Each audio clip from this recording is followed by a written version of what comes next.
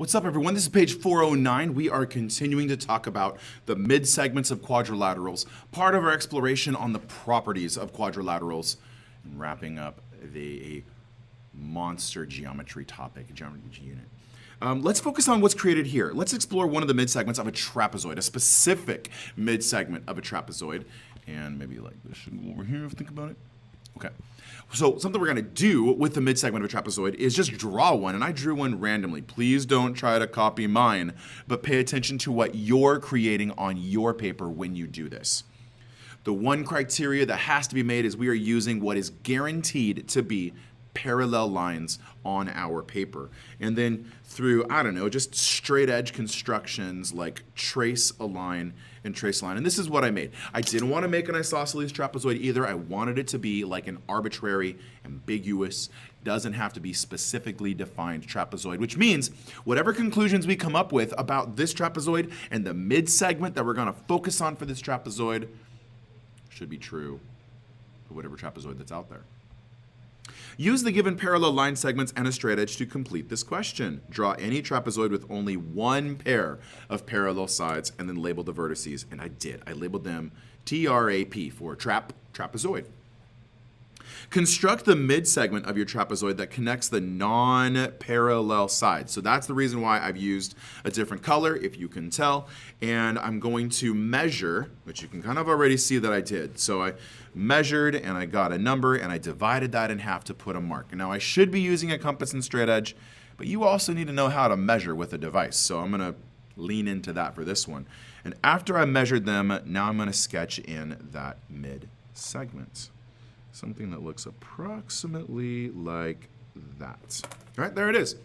If you did it right, it should actually be parallel to the two bases. And that's a true thing about trapezoids. If you remember from any of your formulas from middle school or whenever, there are base 1, base 2, two bases of a trapezoid because of, well, another way of thinking about how an area of a trapezoid is formed.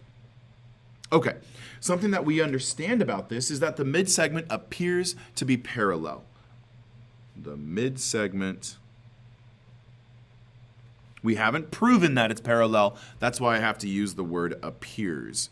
But it is in fact worthy of a proof to show the mid-segment appears to be parallel to the two bases.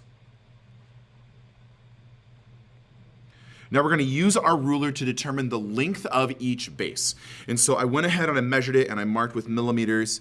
I should use inches or centimeters, but millimeters for now is going to be the easiest measurement. Every tick mark is a millimeter. And I got 50 millimeters for the base. Then I measure the top and I get 36 millimeters for the second base. Now again, continuing to measure, so the length of the mid-segment, measuring, I get approximately 43 millimeters. All right, thank you, measuring device, for doing that. Check. Base 1, I got 50. You have to measure your own. If you tell me 50 and you show me this work, I'm going to say, try again. Base 2 is 36 millimeters for mine, for what I created. And then my mid-segment is 43 millimeters. It says in this part D, determine the average of the length of the bases. What do you notice? So average means add up all of your numbers, add up the bases, and then divide by how many there were. Average, that's the mechanics of average. Average is meant to say, like, what is the middle?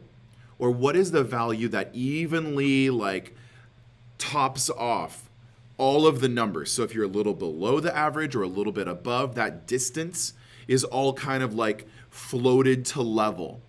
All right, if you work out in the field and you see, like, you know, the bumpy hilliness of a field being graded smooth, average is that grading all of our numbers smoothly. Mechanic-wise, it's add them up and divide by the number of numbers.